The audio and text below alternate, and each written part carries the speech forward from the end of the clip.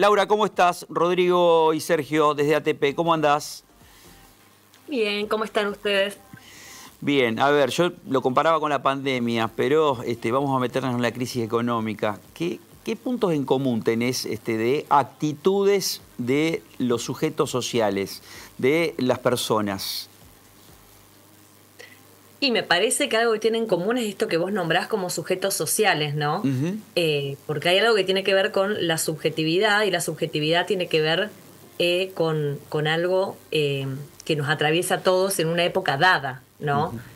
Y esto que nombrabas de crisis económica y salud mental, ¿no? Habría que definir qué es la salud mental, ¿no? La salud mental, si bien en el consultorio se aborda de modo singular, la salud mental tiene determinantes y condicionantes que se relacionan, se vinculan con el contexto sociocultural, ¿no? Como vos decís, en carne propia lo sentimos en estos eventos sociales que quiebran el tejido social y nos atraviesan a todos y todas, ¿no? Por ejemplo, ¿no? La crisis económica tiene un impacto en el tejido social que se manifiesta, por ejemplo, en un aumento de la violencia. Ujú. Después algo más gráfico y más cercano que vemos en nuestros consultorios es la cantidad de pacientes que piden espaciar los encuentros o que dicen que van a dejar la terapia porque no la pueden abonar y Claro. retoman si no les queda, digamos, si están en un momento crítico. Y también esto hace que se sobrecargue más lo que es el sistema público de salud, ¿no? Mucha gente más que digamos, se acerca más al sistema público de salud por no poder abonar de modo particular o por dejar de pagar la obra social y las prepagas, ¿no?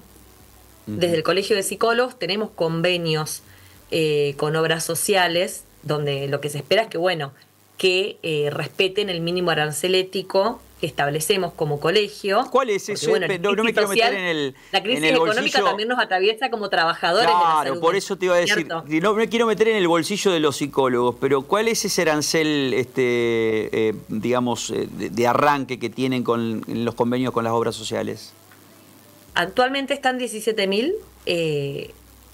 Los colegas y las colegas lo toman mucho de referencia también en el consultorio, en la práctica, digamos, liberal, pero es más que nada un arancel gremial para poder, digamos, luchar con las obras sociales, para pensar, digamos, una jerarquización de nuestra profesión, ¿no?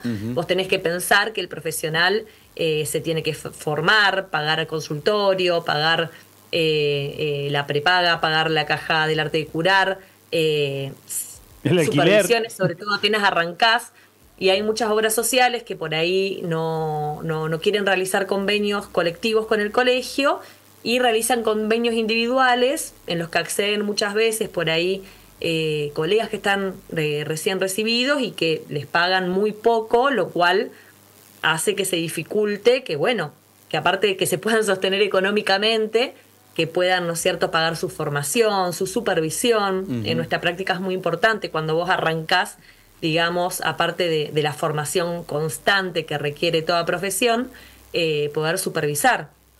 A diferencia de otras profesiones, nosotros no tenemos esto tan palpable como los médicos que empiezan a ejercer o empiezan a tener otro tipo de práctica ya desde la Laura, formación académica. ¿me ayudás a hacer un ejercicio cuantitativo de esto? Porque es muy importante, y si vamos a hablar de la crisis económica, tenemos que hablar de una cuestión cuantitativa. ¿Qué frecuencia tiene, digamos, un tratamiento? Te está hablando una persona que era absolutamente...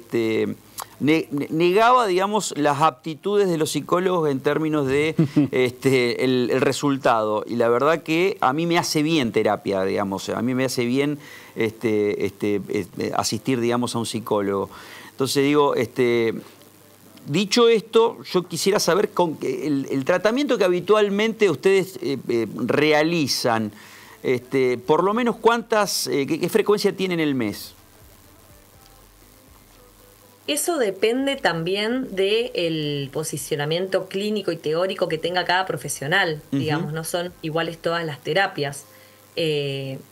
Generalmente hay terapias que son de frecuencia semanal, pero también hay otros tipos de terapias que tienen una frecuencia quincenal, por ejemplo.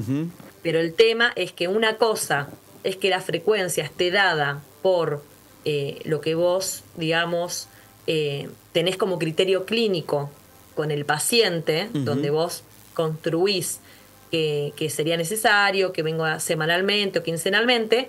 Otra cosa es que esa frecuencia esté dada por un factor económico. Claro. Hablando del mínimo arancelético, ¿no?, que se utiliza de modo gremial y también como referencia para nosotros como profesionales de la salud mental, muchas veces lo ético es cobrar menos, porque tampoco la idea es que sea un obstáculo si alguien está pasando un momento de crisis subjetiva, que no pueda abonar la terapia. Pero bueno, son tus honorarios y vos tampoco, digamos, podés suplir quizás este bache que queda respecto a las obras sociales. Pero la misma crisis económica te lleva a que vos... La misma crisis económica te lleva a que vos como profesional tengas que resignificarte, ¿no?, en esto. Para poder, digamos... resignificarte económicamente. Claro, resignificarte en términos, digamos, de que tu paciente no te abandone. O sea, porque no le alcanza para pagar una sesión o dos al mes. O sea... Sí, a eso va la cuestión ética, ¿no? Eso se trabaja. La cuestión de los honorarios se trabaja mucho caso a caso, ¿no? Por eso decía, si bien son tus honorarios y vos, sobre todo si, como en mi caso, trabajás exclusivamente en el consultorio privado, también, digamos, te atraviesa la crisis económica y son tus honorarios y tenés que vivir y pagar cosas, ¿no?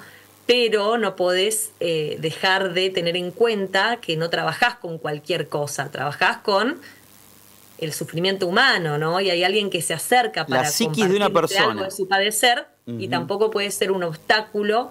Si vos venís trabajando hace un montón y de repente o se quedó sin trabajo o no le aumentan el sueldo y vos quizás aumentás tus honorarios, quizás con ese paciente, no sé, o le cobras menos o no le aumentás o le buscás la vuelta. Sí.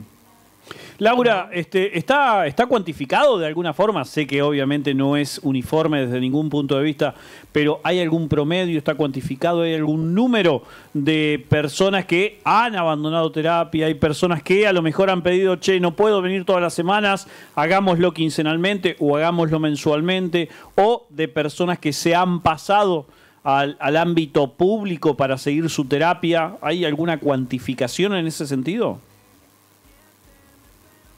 Personalmente no cuento con datos estadísticos para brindarte. Lo que sí, estamos, digamos, en contacto con muchos colegas al estar representando el colegio y, digamos, circula esto entre colegas. No solo me pasa a mí, sino que hablas con otros colegas que te encontrás en diferentes ámbitos o actividades que realizamos en el colegio y es algo generalizado de que están espaciando más los encuentros o hay pacientes que van dejando o... estas cuestiones que yo te nombraba a nivel económico de tener que ajustar honorarios o no sé, o pacientes que quizás necesitan venir todas las semanas y una semana te abonan en efectivo y otra semana te abonan con alguna producción, ¿no? Como esto que hablabas de resignificar, de ir encontrándole la vuelta. Digamos, es más de dialogar con colegas y encontrarte que varios colegas te transmiten lo mismo, ¿no? Hablábamos de puntos en común entre la pandemia y la crisis económica. Ahora te voy a preguntar una cuestión histórica. Si vos tenés que recordar desde que sos profesional lo que está sucediendo hoy con la psiquis del argentino y esta crisis económica, ¿dónde tendrías que retrotraerte?